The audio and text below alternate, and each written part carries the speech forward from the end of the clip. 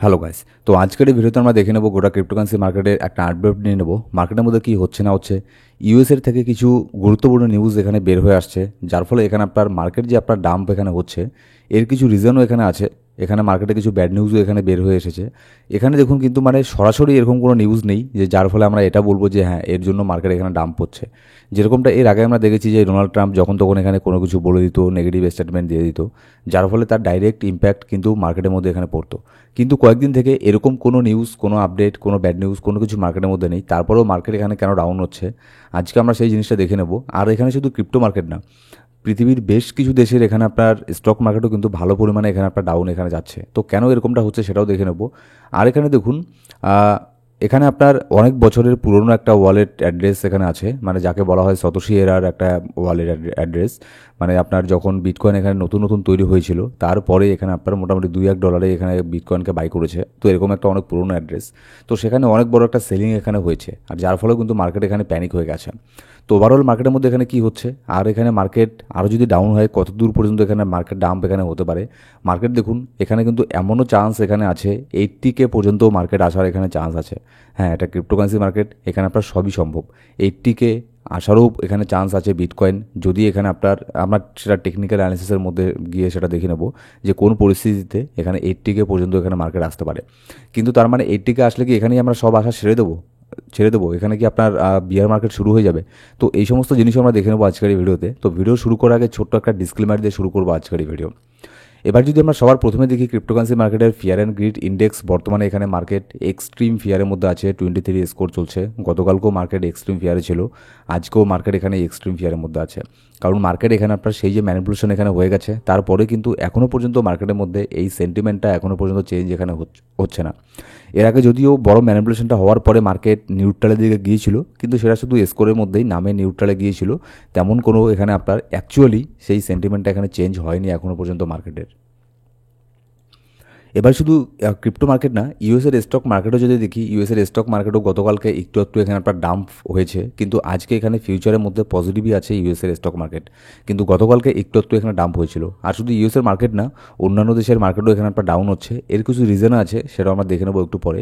আর ইউএসের মার্কেটের কথা এখানে বাদ দিন, কিন্তু এখানে অল্ট কয়েনের এখানে 12টা এখানে বেজে গেছে আবারও নতুন করে। এখানে আপনার এর আগে তো এখানে 20%, 30%-এর মতো ডাম্প এখানে হয়ে গিয়েছিল এর লাস্ট যে এখানে ম্যানিপুলেশনটা হলো। তারপরে সেখান থেকে আরও এখানে 10%, 15%-এর মতো ডাউনের মধ্যে আরও এখানে অন্যান্য অল্ট কয়েনগুলো এখানে চলে গেছে, শুধুমাত্র 2-1টা কয়েন বাদে। যেমন হচ্ছে যেমন এখানে দেখতে পারেন বিজিবি, হাইপ, এইসব কয়েনগুলো কি মানে ডাউন হলেও এরা খুবই তাড়াতাড়ি কুইকলি রিকভার করে নিচ্ছে। বিজিবি, হাইপ, তারপর হচ্ছে সুই, এইসব কয়েনগুলো। এবার যদি আমরা এখানে দেখি, দেখুন মার্কেটে যে পরিমাণে এখানে ডাউন হচ্ছে, আর শুধু ডাউনের কথা আমি বলবো না, এখানে এমন কেউ নেই যারা এখানে শর্ট করেও এখানে প্রফিট এখানে করতে পারছে। শর্ট করলেও এখানে আপনার স্টপ লস হিট হচ্ছে, লিকুইডেশন হচ্ছে। লং করলেও এখানে লিকুইডেশন এখানে হচ্ছে, স্টপ লস হিট হচ্ছে। মার্কেটই এখন বর্তমানে এরকমটা এখানে হয়ে গেছে। আর এখানে যদি আপনি দেখতে পাচ্ছেন হয়তো লাস্ট 24 ঘন্টার মধ্যে আবারও এখানে 1.7 বিলিয়ন, 1.70 মানে প্রায় $2 বিলিয়ন লিকুইডেশন আবারও 24 ঘন্টার মধ্যে হয়ে গেছে। গতকালকেও আপনাদের সাথে আমি শেয়ার করেছি, ঠিক এই সময়ই 24 ঘন্টার মধ্যে $1 বিলিয়ন লিকুইডেশন হয়ে গিয়েছিল। আর আজকে এখানে সেম একই টাইমে আমি এখানে শেয়ার করছি, দেখুন আবারও গতকালকের থেকেও বেশি এখানে লিকুইডেশন এখানে হয়ে গেছে। লাস্ট 24 ঘন্টার মধ্যে প্রায় $2 বিলিয়ন লিকুইডেশন এখানে হয়ে গেছে, লং আর শর্ট মিলে। এখানে সব থেকে লংই বেশি লিকুইডেশন হয়েছে 1.31 বিলিয়ন, শর্ট হয়েছে $393 মিলিয়ন শর্ট এখানে আপনার লিকুইডেশন এখানে হয়েছে। তো কেউ বাদ যাচ্ছে না, ঠিক আছে, শর্ট লং সব এক পাশ থেকে এখানে লিকুইডেশন হচ্ছে। হ্যাঁ, তবে যারা এখানে লং ওপেন করে রেখেছিল তাদের বেশি লিকুইডেশন হচ্ছে। যারা মনে করুন 3x 4xও লেভারেজ নিয়েও আবার নতুন করে ট্রেড ওপেন করে রেখেছিল, তাদের পর্যন্ত এখানে লিকুইডেশন হয়ে গেছে। তো সেজন্য আমি বারবার বলেছি ফিউচার ট্রেড এখন আপাতত অ্যাভয়েড করবেন। এখন কিন্তু মার্কেটে ট্রেডিং করার জন্য মার্কেট আপাতত না, ঠিক আছে, জাস্ট এখানে মার্কেটকে একটুখানি অবজার্ভ এখানে করতে পারেন। এবার ইটিএফের মধ্যে গতকালকে আবারও এখানে আপনার ইটিএফের মধ্যে সেল হয়েছে। যেরকমটা আমরা এর আগে দেখেছি, ইটিএফ আপনার যখন বাই করে তখন কন্টিনিউ বাই করতেই থাকে, আর যখন সেল করে তখন কন্টিনিউ সেল করতেই থাকে। তো গতকালকে একটা ভালো পরিমাণে ইটিএফের মধ্যে এখানে সেলিং প্রেশার দেখতে পেরেছি, আর এই সেলিং প্রেশারও কিন্তু মার্কেটের মধ্যে এখানে পড়েছে ক্রিপ্টোকারেন্সি মার্কেটের মধ্যে। এবার যদি আপাতত শর্ট টার্মের জন্য এখানে লিকুইডিটি হিটম্যাপ এখানে দেখি, আর এখন দেখুন কি লিকুইডিটি হিটম্যাপ দেখেও এখানে কি হবে, মার্কেটের সেন্টিমেন্টই এমন, মানে মনে হচ্ছে না যে মার্কেট এখানে আরও উপরে যাবে, ঠিক আছে, এরকমটা মনে হচ্ছে। তো এগুলো হয়েই থাকে, কিন্তু মার্কেটের সেন্টিমেন্টটা চেঞ্জ হলেই করি, তারপরে আবার সব কিছু এখানে ঠিক হয়ে যাবে। তবে এখানে দেখুন মার্কেট যেহেতু শর্ট টার্মের জন্য এখানে আপনার ডাউন ট্রেন্ডের মধ্যে এখানে আছে, তো ওপরের দিকে লং করার চিন্তাভাবনা আমরা একটু কমই এখন আপাতত করব, যতক্ষণ না মার্কেট এখানে আপনার একটা বুলিশ সেন্টিমেন্ট এখানে তৈরি হচ্ছে। তো তারপরে যদি এখানে আপনার লিকুইডিটি হিটম্যাপ দেখি, $1,02,500 মধ্যে মোটামুটি ভালো পরিমাণে একটা লিকুইডিটি তৈরি হচ্ছে, $1,24,000 একটা লিকুইডিটি তৈরি হচ্ছে। তারপরে ওপরের দিকে $1,03,100 মধ্যে $117 মিলিয়ন একটা লিকুইডিটি তৈরি হচ্ছে। কিন্তু নিচের দিকে খুব একটা বেশি লিকুইডিটি আপাতত নেই, আর থাকবেই বা কোথার থেকে। গতকালকে এখানে $1,00,000 নিচের মধ্যে বিটকয়েন চলে এসেছিল, যত লিকুইডিটি ছিল নিচের দিকে সব মনে করুন গতকালকে গ্র্যাব করে ফেলেছে। $1,00,000 নিচে দুইটা একটা লিকুইডিটি ছিল না, ঠিক আছে, হিউজ পরিমাণে লিকুইডিটি ছিল $1,00,000 নিচে।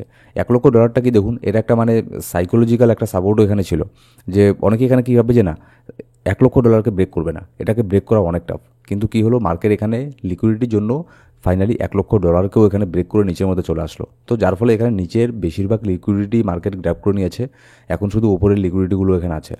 কিন্তু তার মানে এই না যে মার্কেট এখান থেকে ওপরে লিকুইডিটি আসার জন্য মার্কেট ওপরেই চলে যাবে, না।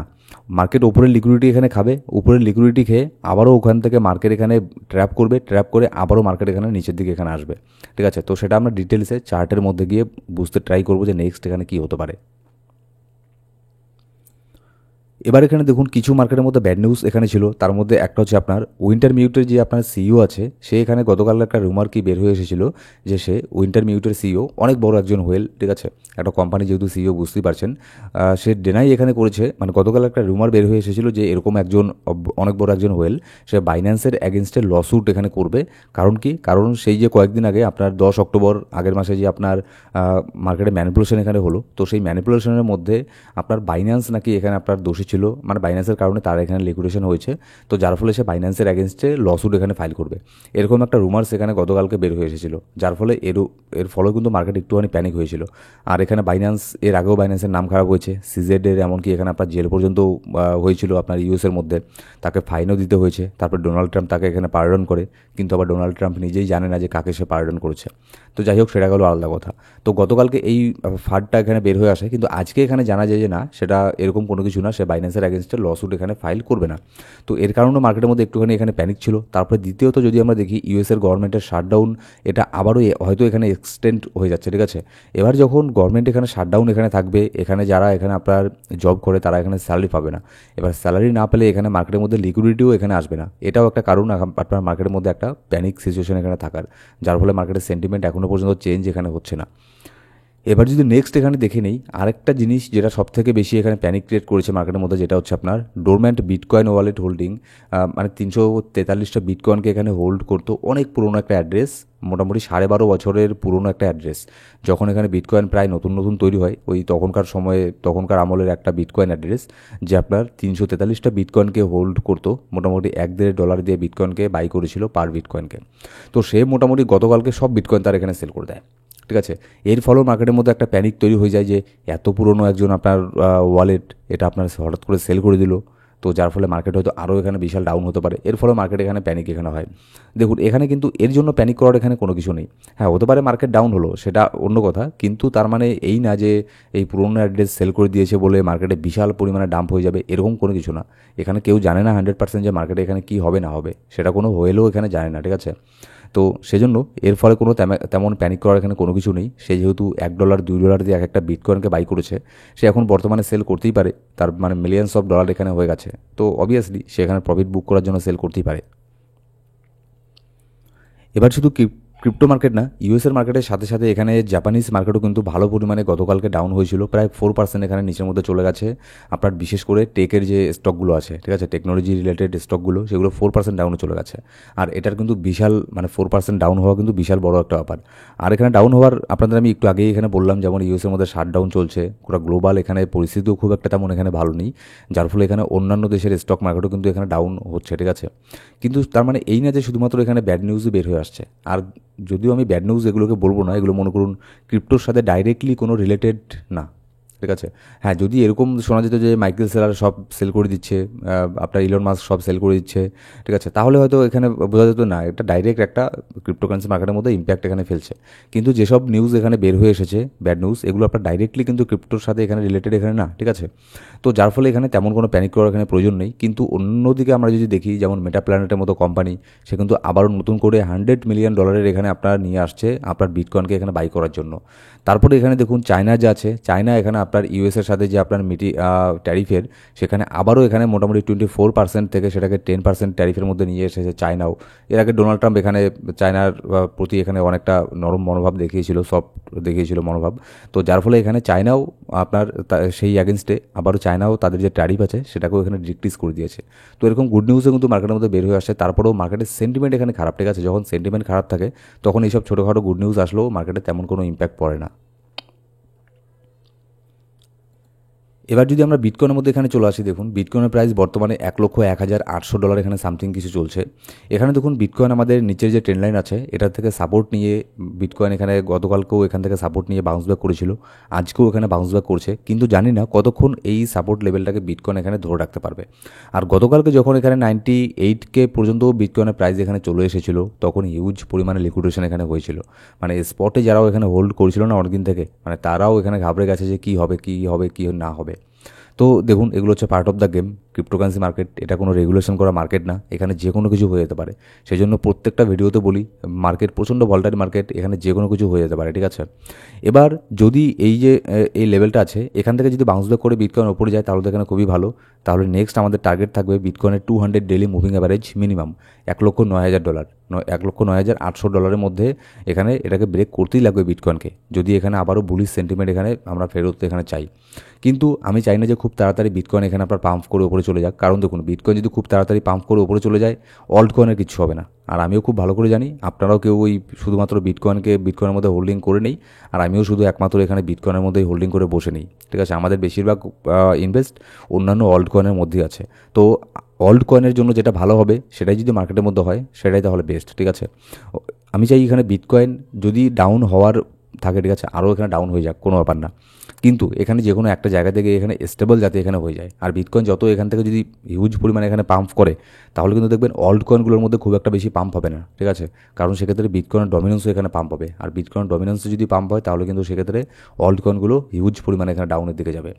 এবার কিন্তু বিটকয়েনের মধ্যে একটা কনসার্নের বিষয়ে আরেকটা আছে, যদি এই জিনিসটা এখানে হয়ে যায় তাহলে কিন্তু অল্ট কয়েনগুলো আরও এখানে 30% পর্যন্ত এখানে ডাউনে এখানে যেতে পারে।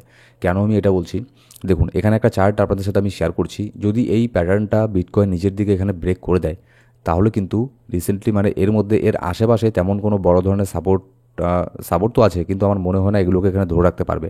ছোটোখাটো সাপোর্ট আছে, এগুলোর থেকেও বাউন্স ব্যাক এখানে নিতে পারে। যেমন আপনাদের যদি আমি এখানে জুম ইন করে এখানে দেখাই, যদি এই প্যাটার্নটাকে বিটকয়েন এখানে নিচের দিকে ব্রেক করে, ঠিক আছে, এটা হচ্ছে আপনার ধরে রাখুন 98,300।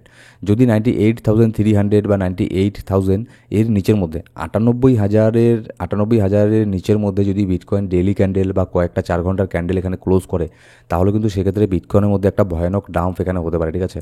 সেক্ষেত্রে বিটকয়েন আপনার 91,000 পর্যন্ত এখানে চলে আসতে পারে। এমনকি এখানে মানে ম্যাক্স টু ম্যাক্স আমি এখানে ধরে রেখেছি 74,000 পর্যন্ত এখানে চলে আসতে পারে। এবার আপনারা এখানে প্যানিক হবেন না, ঠিক আছে। প্রথম কথা প্যানিক হবেন না, বিটকয়েনের মধ্যে ডাম্প এখানে হলেও অতটা খুব বেশি, হ্যাঁ আমি জানি অল্ট কয়েনগুলো এখানে ভালো পরিমাণে ডাউন হবে, হিউজ এখানে ডাম্প হয়ে যাবে, 30%-40% পর্যন্ত হিউজ কয়েন ডাউন হবে। কিন্তু প্রত্যেকটা খারাপ জিনিসেরই একটা পজিটিভ দিকও এখানে থাকে, এটা একটা পজিটিভ দিকও এখানে আছে।